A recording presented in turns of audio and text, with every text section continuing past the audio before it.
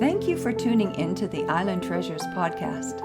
We value the insights shared by our guests and host, but it's important to note that their personal experiences are intended to inform and encourage, and not to replace professional, legal, or medical advice. With that, we are ready for today's exciting episode.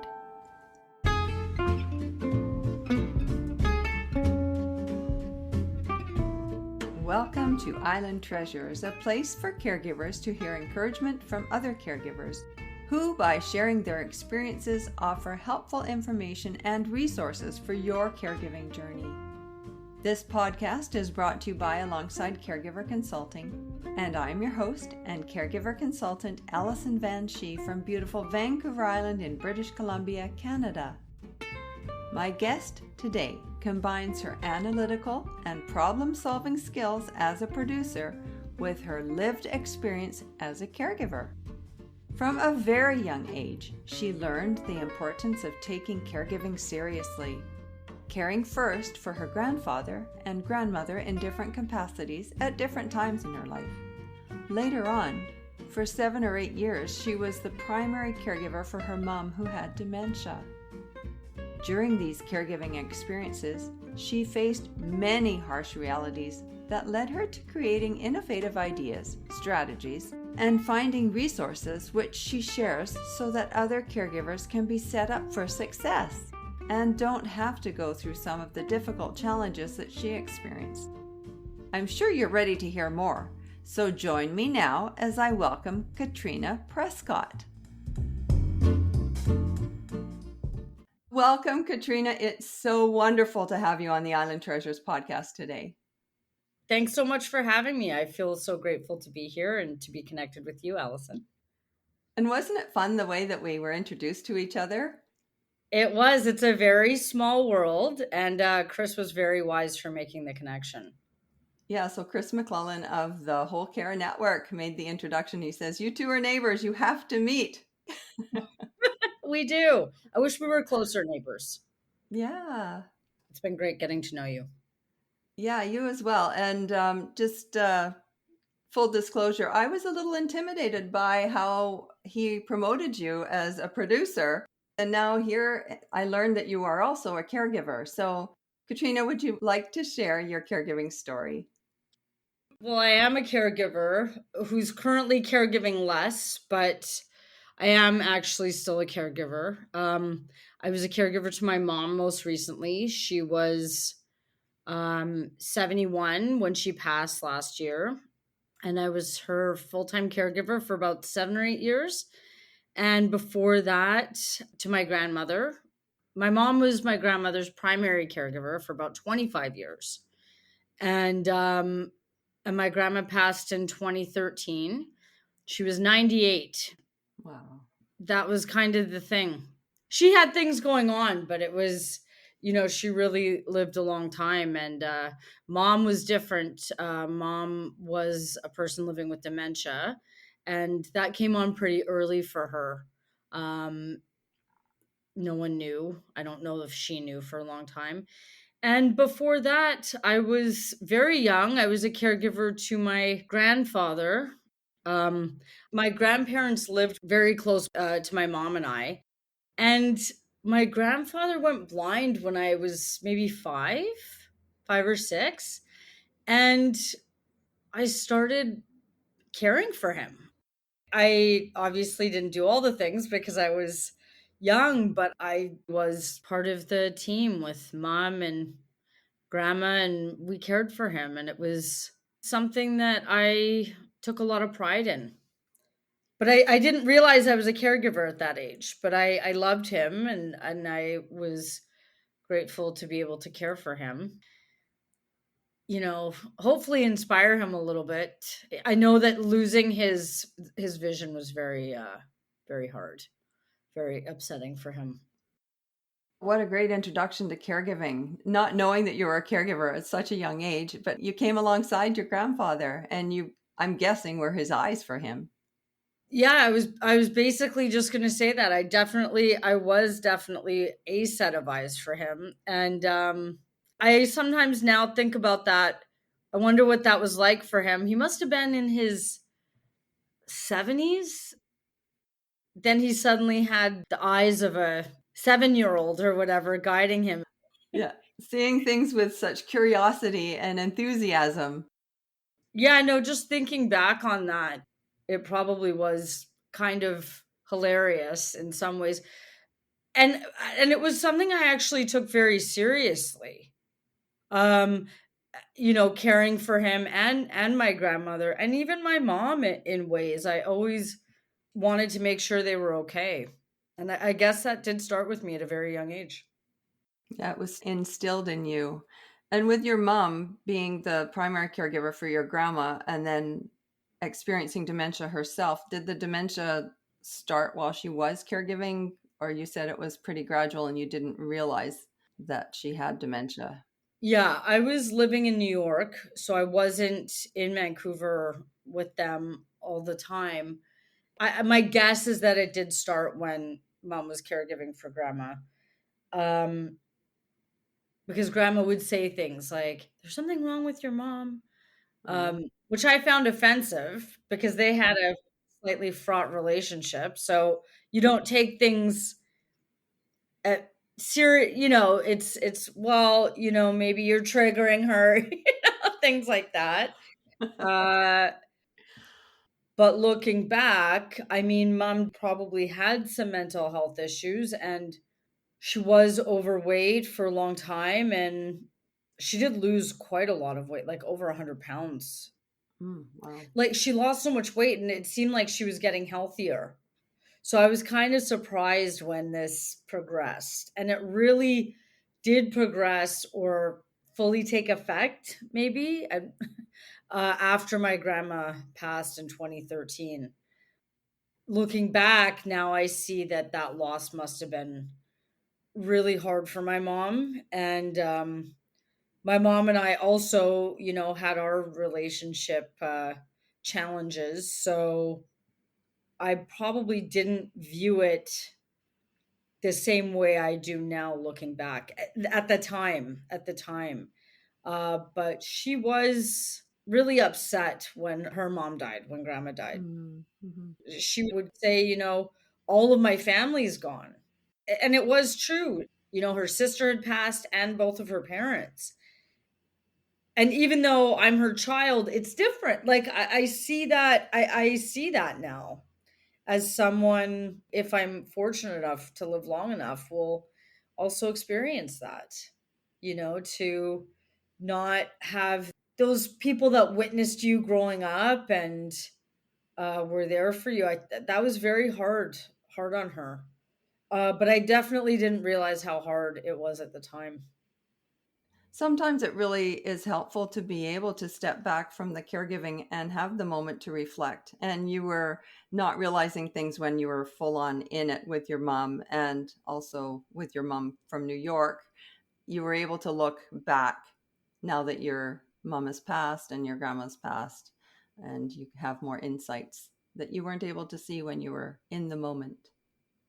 Yeah, that's very accurate. And it kind of just floods in, and I'm so grateful that it does. I'm very grateful for those memories, and I can also see the value in those experiences now. I was never striving to be a caregiver. Oh, yeah. And now my life has been so much more enriched through caregiving. Um, I mean, it was very challenging at times, very, very challenging.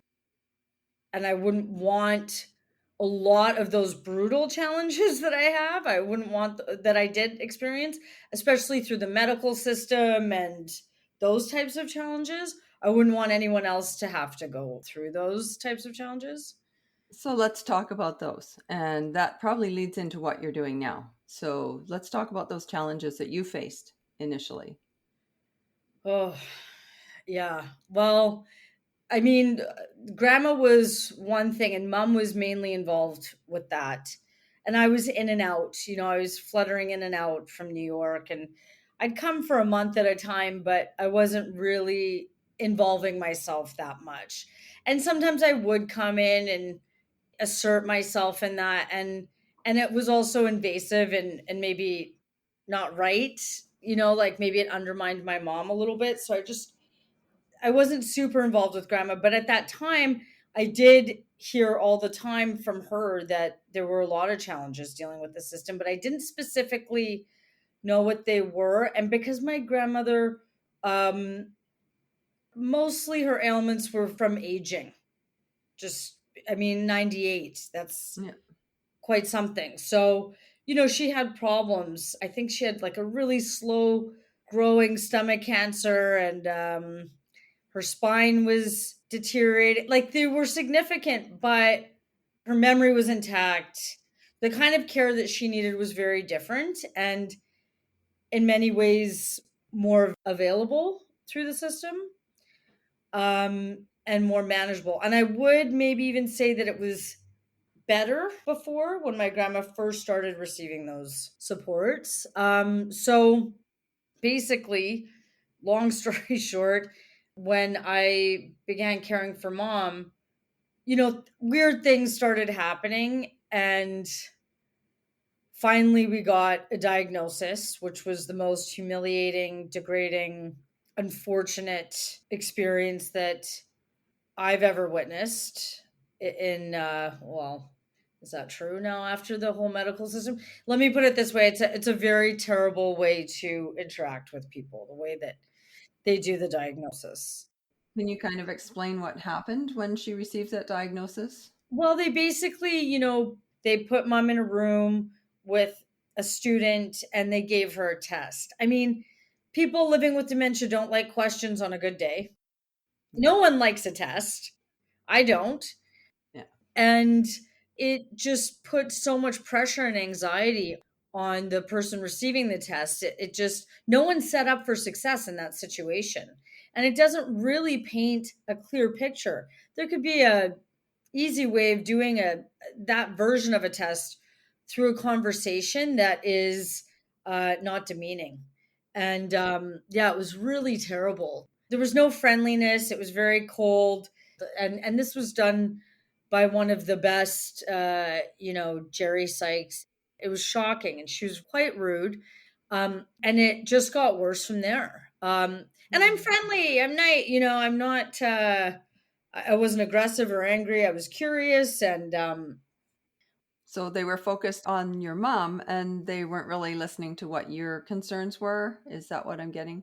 well, I wouldn't say they were focused on either one of us. It was more like a factory. Okay, this is the test. We're going to do it. Okay, here's a diagnosis. Call the Alzheimer's Society. Bye bye. I mean, that's really what the experience was.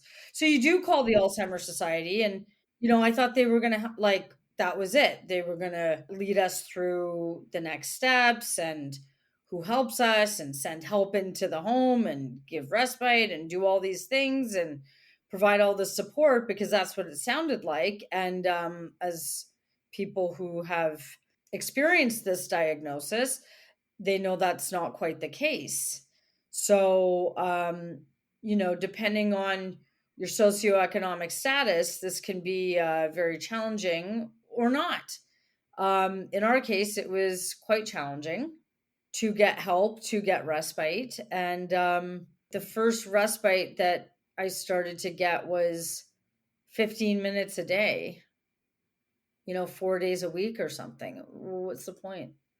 What was the point of that? And people living with dementia at different stages, it can be quite uncomfortable to have a stranger just walk into your home and kind of demand things or insert themselves out of the blue. And Yeah. that was very hard for my mom. So that's kind of where the issues with the system started, which was getting the help that we really needed. And it was near impossible to get that for several years. I like that you said your mom got the diagnosis and you were told contact the Alzheimer's Society, and then you listed all of the things that you needed. You wanted them to come alongside and help guide you through all of the things that you now know are required when you are the caregiver for someone who has dementia. So you now are on the side where you can help others with that experience that you now have. 100%. And I do. And I really wouldn't want anyone to go through what we experienced with the system, right? It got worse and worse and worse. And so many things happened. Here's one example. So my mom would walk all the time. It was normal. She'd walk for hours a day. She loved it. And one day she went out for a walk as normal and didn't make it home. People living with dementia generally walk in straight lines. So she just kept going. We live in the west end of Vancouver near English Bay, and she made it out to Grandview Highway. There's like a Chevron station out there that someone spotted her at. So, and that was at 7 in the morning. Oh, She was gone a really long time. It was brutal. And for anyone that has ever had someone go missing in their lives, it's really horrible. There's no because sleep. you don't know where they are, what's going on, what's happening to them. And I'm a yoga teacher. I meditate. There, I really couldn't get out of my mind in that.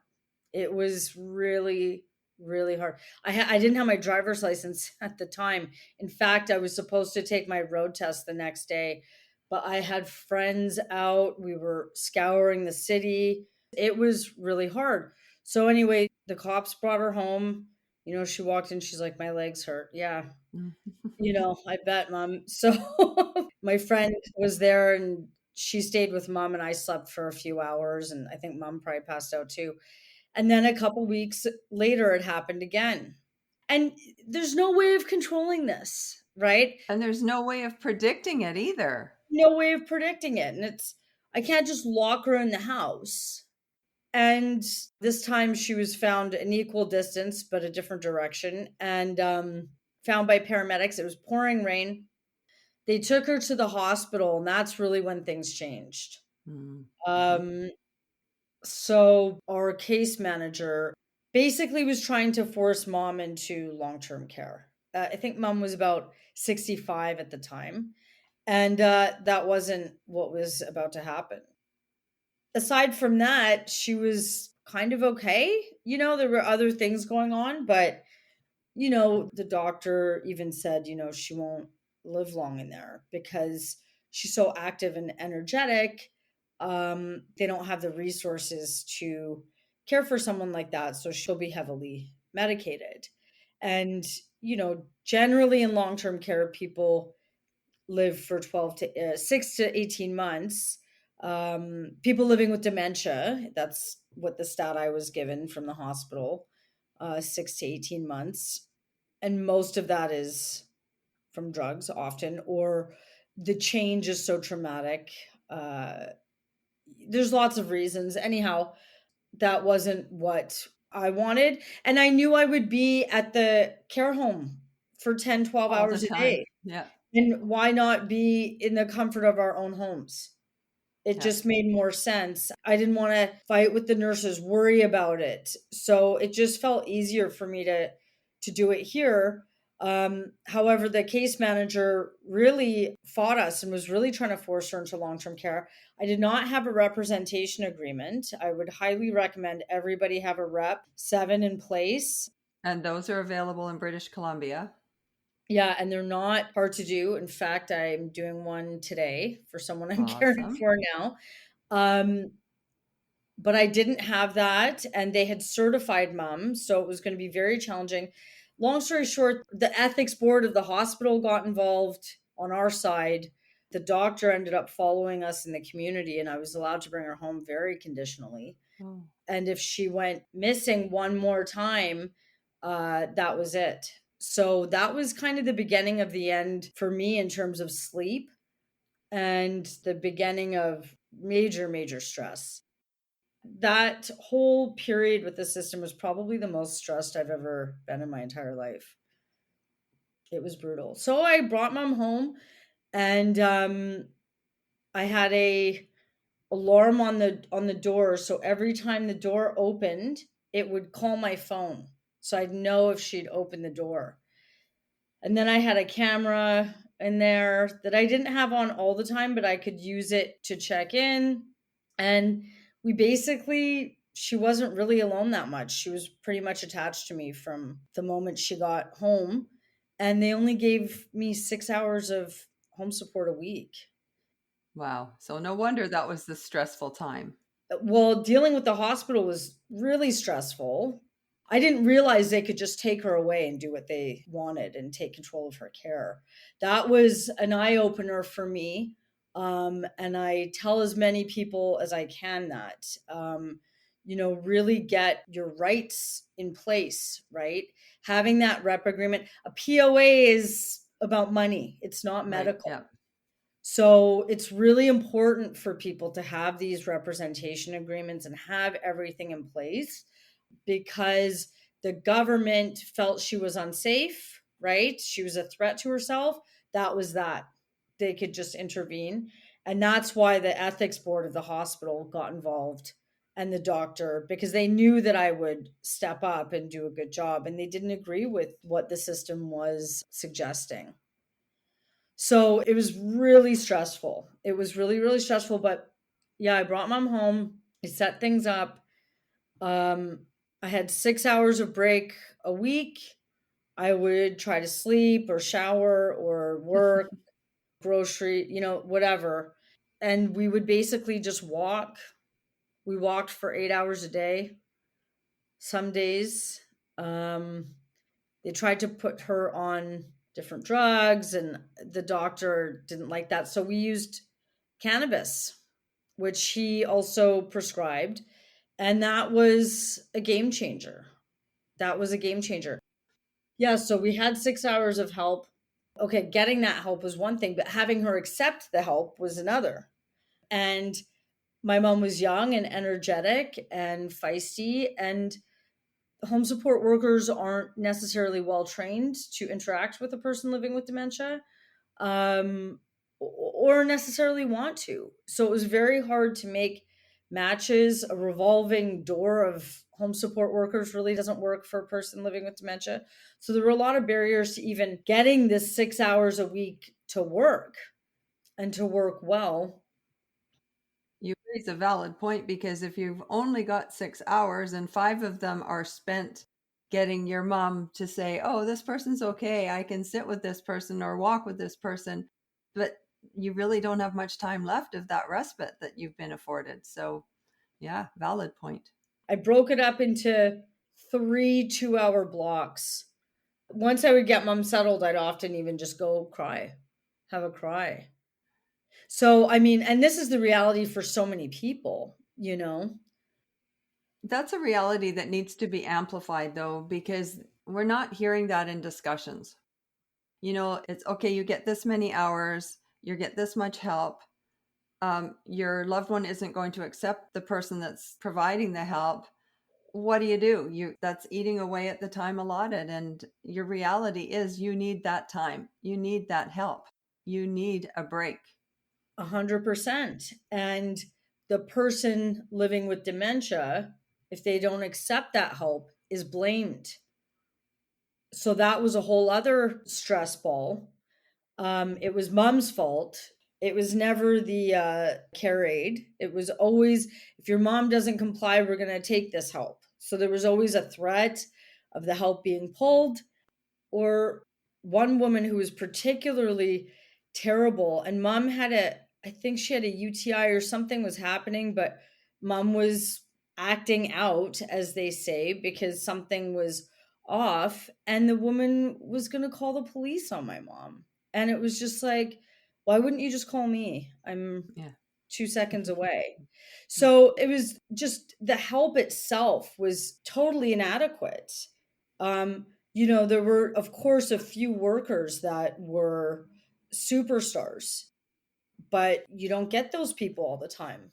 And eventually, though, we did, because no one wanted to work with my mom because she was too challenging. That this is another point. We're not accounting for people with complex needs or complex dementia. right? Like the care support people are trained, none of them have heard of Teepa Snow. Not one. So let's just remind folks of who Teepa Snow is. I'll let you do it, but I'll just say I call her the dementia whisperer. But Yeah. So Teepa Snow is an expert teacher in the positive approach to care, dementia care. So she's an occupational therapist and she trains and she has videos, free videos, resources. And if you want to know how to deal with specific behaviors, you can find Teepa Snow on YouTube. Just Google Teepa Snow, TEEPASNOW, to find out more. I think her approach and teachings are brilliant. I'd even say she's brilliant. she is brilliant, and her tools for interaction are top notch. And I got more help from her videos than any medical professional that I've ever interacted. Most medical professionals don't even know to not ask a person living with dementia questions. It's 101. This is how people living with dementia just aren't set up for success. And if there's a caregiver, this also often rolls on to the caregiver. Oh, well, she can't answer any questions. So what do you want us to do? More times than not in the system, I was completely gobsmacked by. But anyhow, Teepa Snow. No, that's probably a very accurate word to use.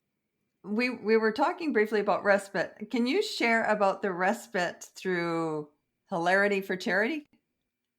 Yes. So I was desperate for respite and I wasn't getting enough. And private help is quite expensive. I used a mix of public and private, and I had one friend that really stepped in and helped. One of my best friends, she would come sleep over, or if I had to work, she would come.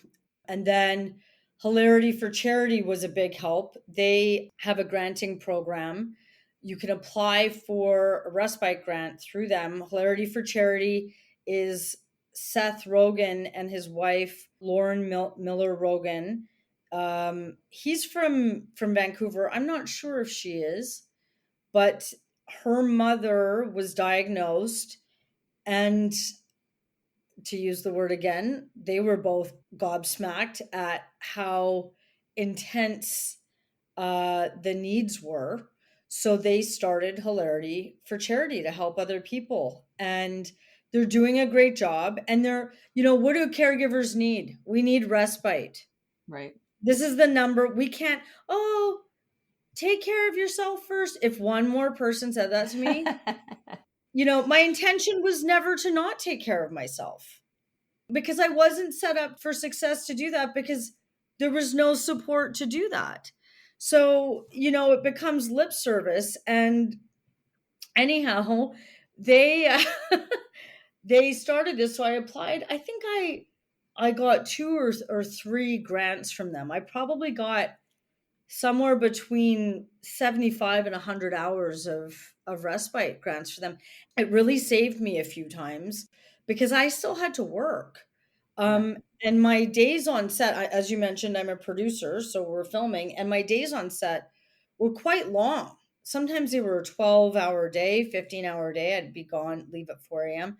So I'd have some public. Then my friend could do this block hours, and then I could get Hilarity for Charity to come in from this to that. I mean, it was constant scheduling. They were great though, and they're still giving out respite grants.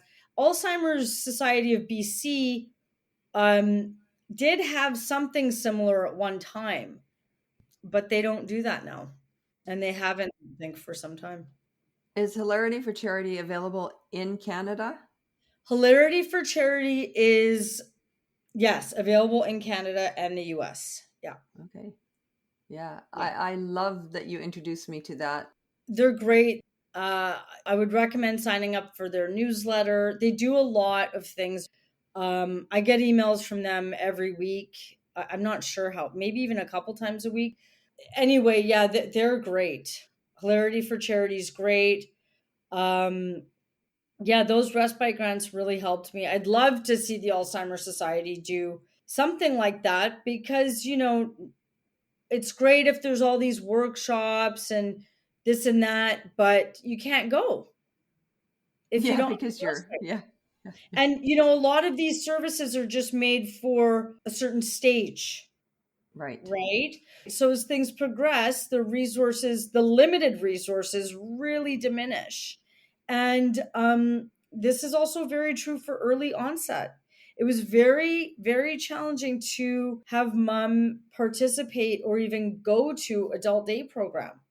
And it was a new, innovative one that seemed cool. You know, no one there was her age. And she just did Mm, not vibe with it. Mom really was vibrant and energetic, and she really wanted to be in service. yeah. Yeah. Purpose.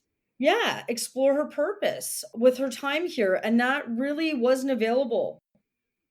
I had an idea of mom volunteering somewhere because I thought that could maybe work out. And it might have if I had gone, but I needed the respite. So I hired this one woman, she's amazing, caregiver. Her name's Miriam. And she tried to take mom to volunteer places, but it wasn't a fit. And I didn't really have time to explore a bunch of places. But if it had been a fit, I think it would have been great. I used to do a meal service in my neighborhood. I'd make two huge pots of food, put them in the trunk. My friend and myself and mom would drive around the neighborhood and hand out hot meals. Mom loved this, right? It lit her up. And it really taught me that there was just so much more there than what the medical system was projecting onto her. The medical system makes an assumption about people living with dementia, and it did not fit her at all. No, it's really important, and that meal program that you were doing sounded really good and gave your mom purpose. Yeah, it was great. It was great. And then we did eventually have to stop that when she couldn't walk any further, Oh, any longer. Like I couldn't get her in the car. I did lift her in and out of the car for a very long period of time. that's tough. And I got friends to do it, like many people in the building did it. Yeah, Oh, in and out.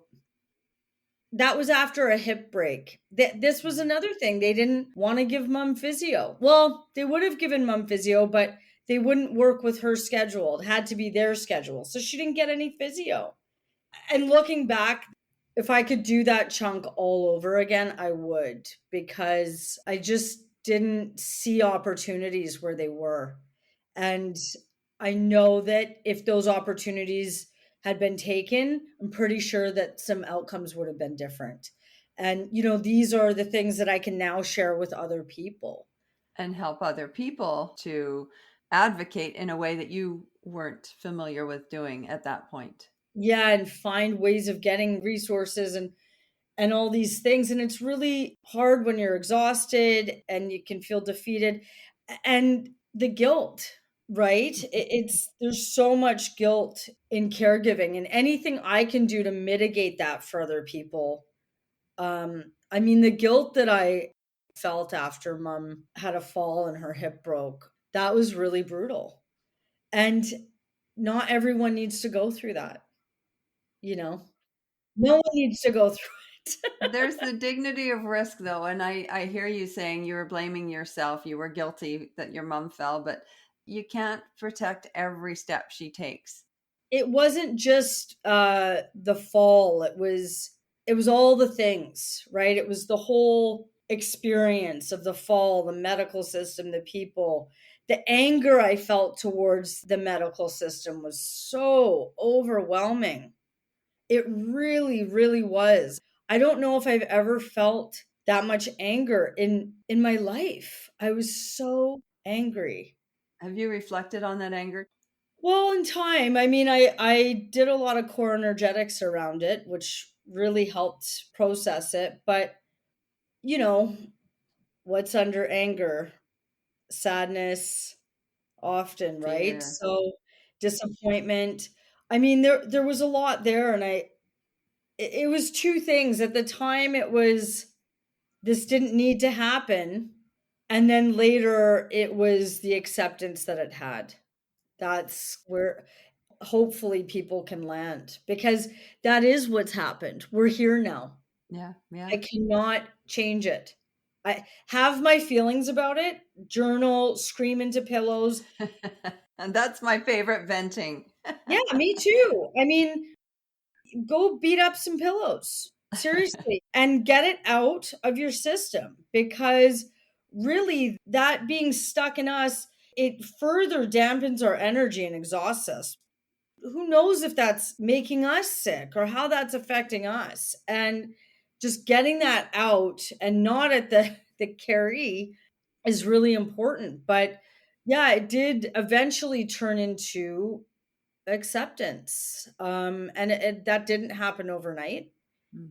Um, there was a lot of nights where I would just, God, it makes me even tear up now to think about it, just cry myself to sleep through the anger and the disappointment and the sadness of what had happened there after the hip. Because it really changed everything. She basically went from functional to not, and she stopped talking and Aw. everything. So it was a huge loss and grief. It was brutal.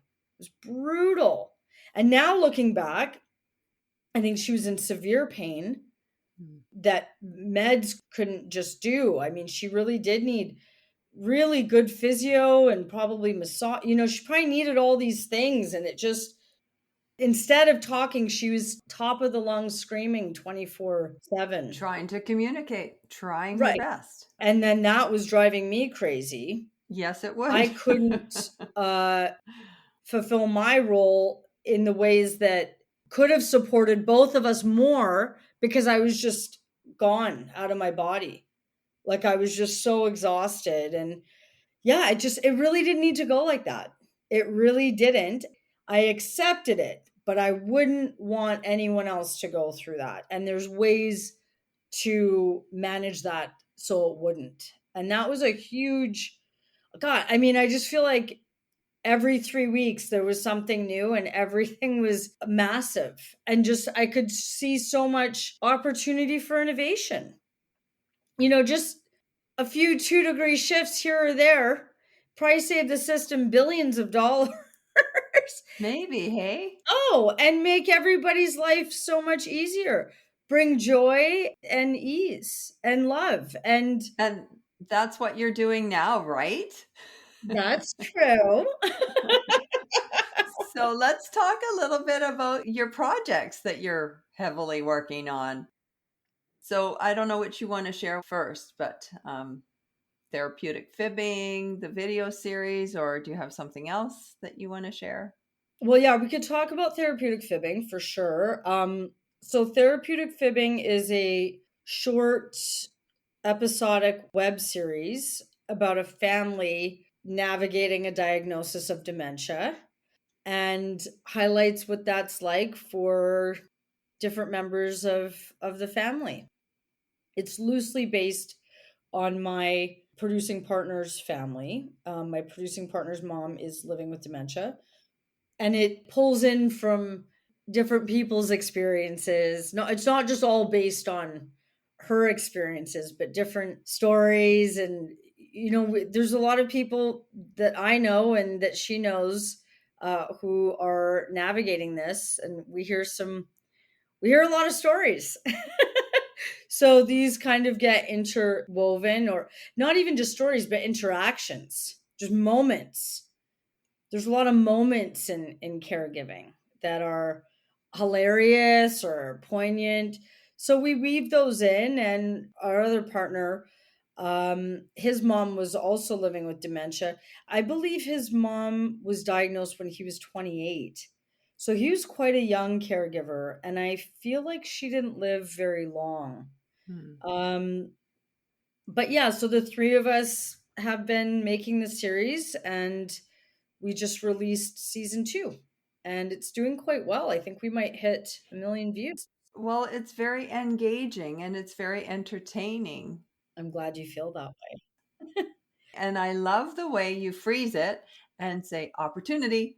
And here's the way you could handle it for a better outcome. And I just love that because you're not just highlighting the problem or the challenge, you are creating and providing a solution. So I find them very engaging, and they're short. So that's what caregivers need. They need short and informative videos or Yeah, information. 100%. You can find it on storiesforcaregivers.com.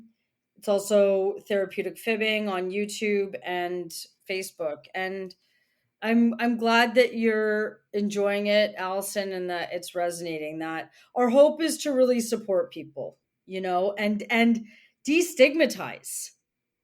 There's so much stigma, and that stigma is really preventing people from having full lives, caregivers and people living with dementia. It's very archaic, our mindset here in North America around dementia, and that it's really time for it to shift. Your message about your mom, like she had so much more to offer and she wasn't being given the opportunity. And that's another message that comes through loud and clear with what you're saying today. Yeah, she really wasn't. The medical system, the doctors, and everyone, it's just, you're really put into a box with that diagnosis. It was shocking. It was shocking and upsetting. And of course, there are doctors out there and medical professionals that are doing innovative work. So I'm speaking in my personal experience, my lived experience. But there really is an opportunity for so much to shift. And that goes for the resources that we're pointed towards. There's so much opportunity there. So much. So let's talk about some of the other projects that you're working on. Well, something that was really important to me was to share our story and our experience with anyone that could use it to make change, right? To help others. So I really lend any knowledge or wisdom or insight that I've gained in our lived experience to many different researchers, research groups, many different universities and schools. Um, and I will continue to do that because it's actually very hard for a lot of these researchers to find caregivers that can speak to it or have the time or just it's really hard for a lot of them to connect with caregivers. So anyone out there that is listening that is willing to do that, um, the Alzheimer's Society, Family Caregivers of BC, people often go to them for caregivers or for people living with dementia to participate in research. I highly recommend doing that because that's how change is made. One of the projects that I'm involved with measures lost productivity in work for caregivers. This is really important information to have. And I've been involved with them for several years now, and we're getting somewhere. And we've been written up in two medical journals. And this year, we're gathering the stats. We've got some money to really gather some bigger stats. We didn't get enough money, but we have some money. Any private funders listening, we're welcoming any funding. So that's one thing I'm involved with. I've also been a health mentor through UBC. They ask people with lived experience with the medical system, in the medical system, to mentor their medical students. So doctors, Ah. physio, OTs, SLPs, speech language pathologists, pharmacists, to share stories and experience so that people that are coming into these fields understand what it's like for the people who are receiving the care. And it's quite impactful. So, how do folks sign up for that? Because that's brilliant, because it is a necessary message. It's a necessary class or field of education that needs to be tacked on to folks who are studying. Um, for people that are interested in becoming a health mentor through UBC, they would contact Jen McDonald at UBC. So that's jen.macdonald at ubc.ca for more information. Yeah, that's so cool. Yeah, so being a health mentor, and I also do that with pharmacy students. Pharmacists have saved my mom's life on more than one occasion. Um, Pharmacists are a great asset and they have a lot of information, and it can be different than doctors significantly. Most times, I would go to a doctor first and they wouldn't be able to work it out, and the pharmacist could just casually work it out quite quickly. So I flipped it and started going to the pharmacist first. There is a podcast episode featuring Dr. Delon Canterbury, and it's called Pharmacists, the Best Kept Secret for Caregivers. And you're just affirming that.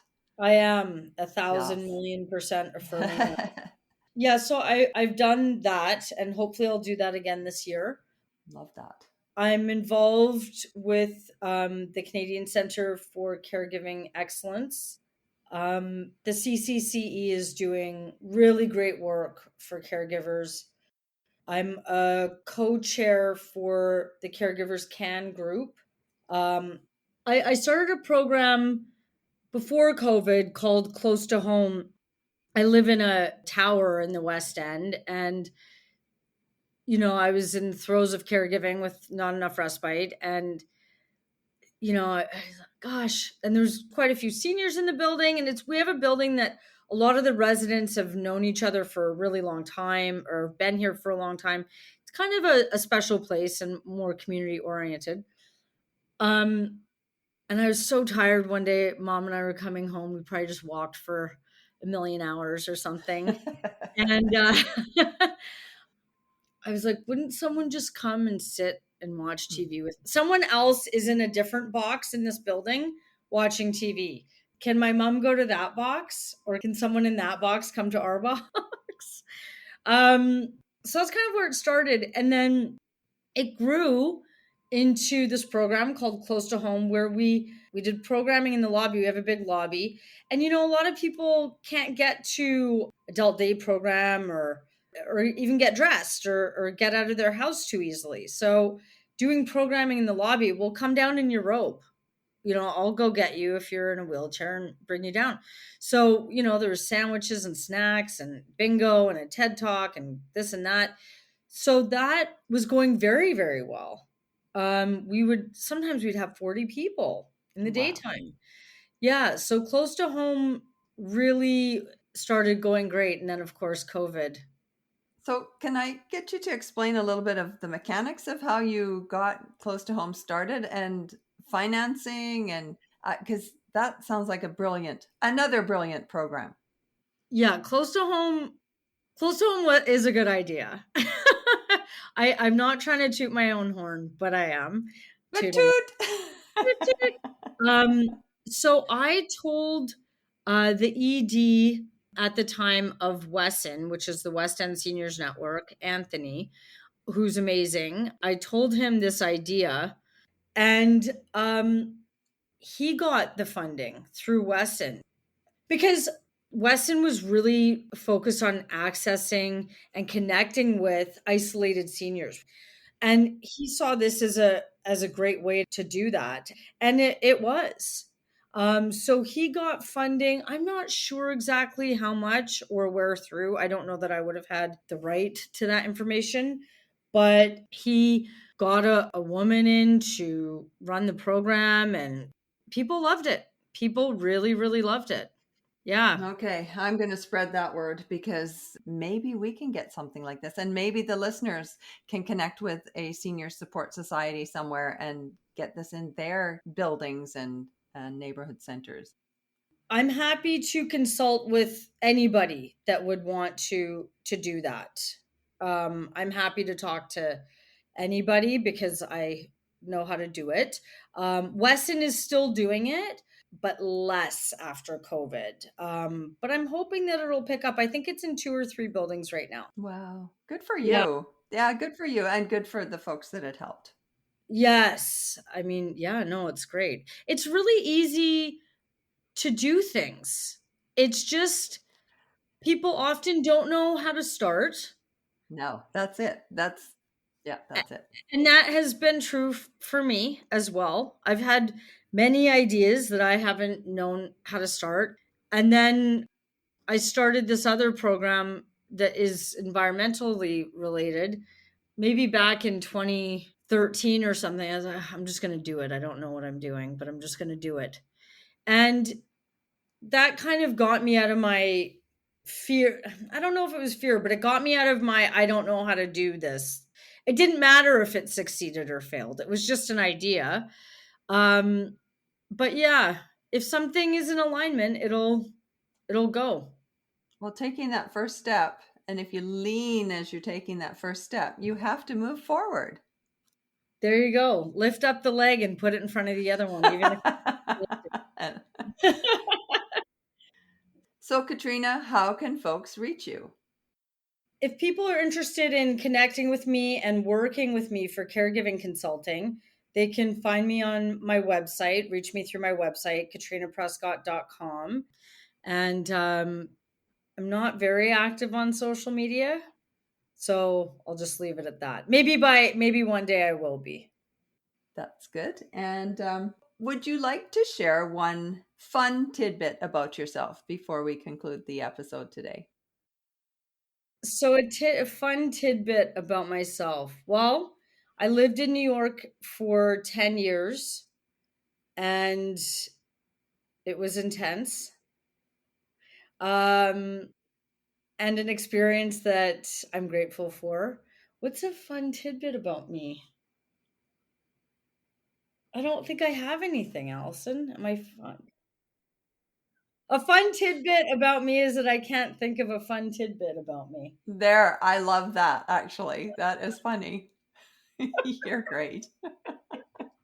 You're so much fun. Um, how did you get into producing?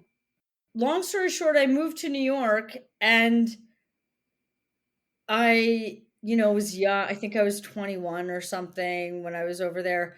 I was staying with a friend in New York, and a friend that they had in the building was a photographer, and he suggested that I work in production. What's production? I have no idea. He's like, I think you'd be good in that. So he got me in on the photo side, and that was it. That was the start, and I didn't stop. From there, I met other people and got more work, and someone said, "Oh, what do you want to do, TV, commercials or movies?" And I was like, "Well, what pays the most?" Commercials. That's what I want to do. So that's how I started, and I never stopped.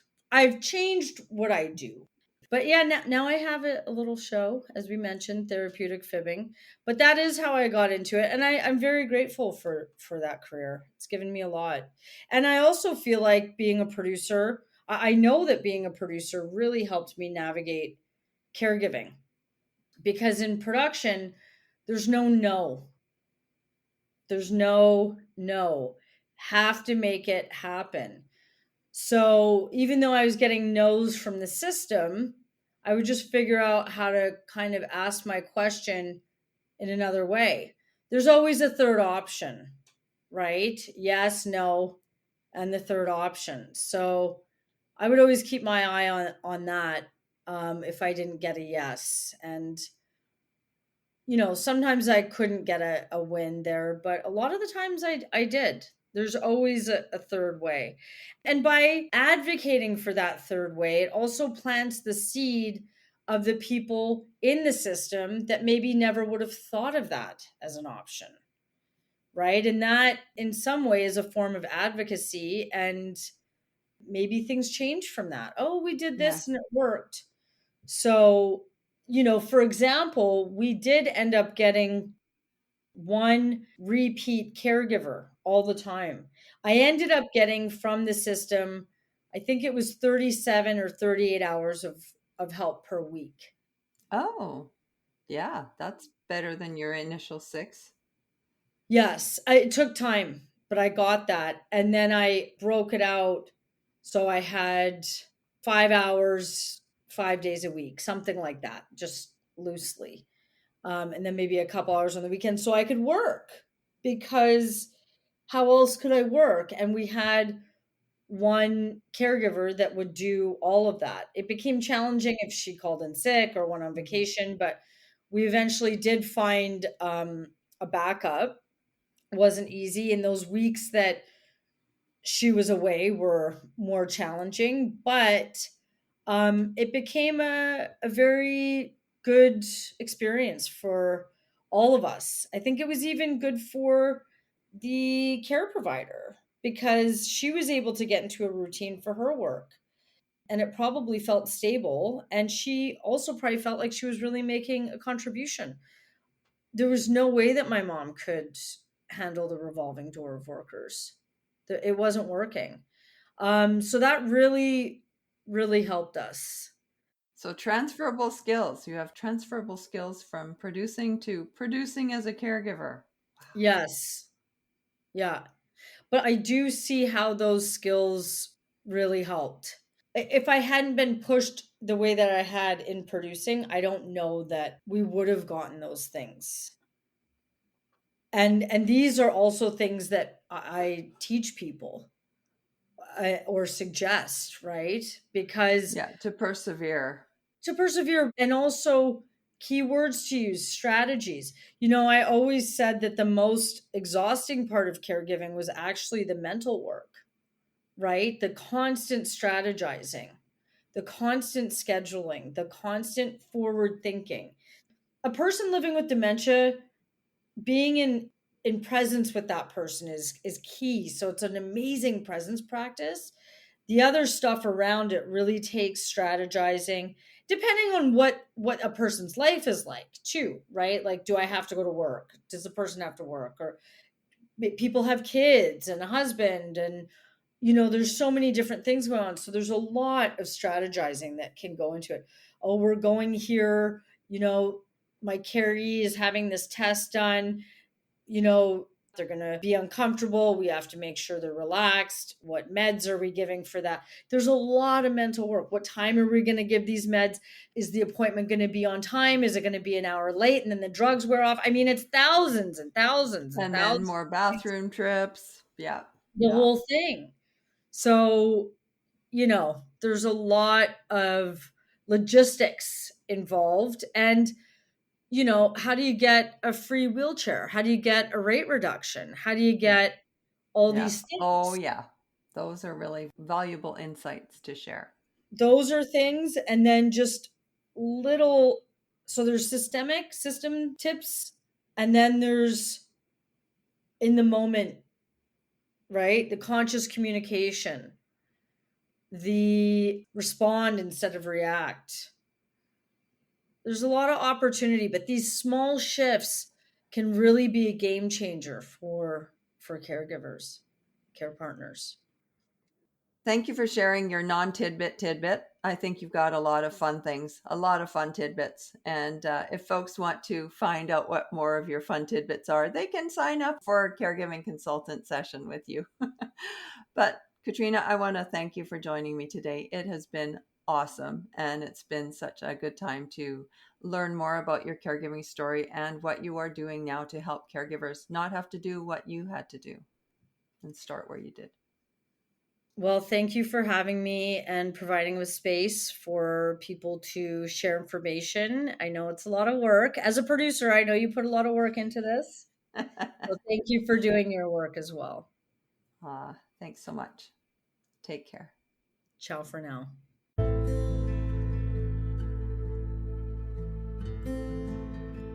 As I said, Katrina is one busy gal. It's obvious how much she wants to set other caregivers up for success, even going to the deeper level of helping the health professionals by being a mentor and participating in research. What about her innovative idea of the project she helped bring to her own building called Close to Home? And the video series, Therapeutic Fibbing, which is definitely worth checking out. Katrina also stresses the importance of having your representation agreement in place Now, these documents differ by name depending on where you live, but the message remains the same: to have the advanced care planning documentation in place so that you can be your loved one's voice when they no longer have capacity. I loved hearing about Hilarity for Charity and Katrina's suggestion to sign up for their newsletter and check out their granting program. And don't forget the brilliant resource we spoke about from who Katrina calls the dementia whisperer, Teepa Snow. If you want to connect with Katrina as a caregiver consultant, you can reach her through her website, katrinaprescott.com. And I invite you to tap into alongsidecaregiverconsulting.ca or Alongside Caregiver Consulting's Facebook page or Instagram account if you are in the midst of a caregiving journey and need some supports.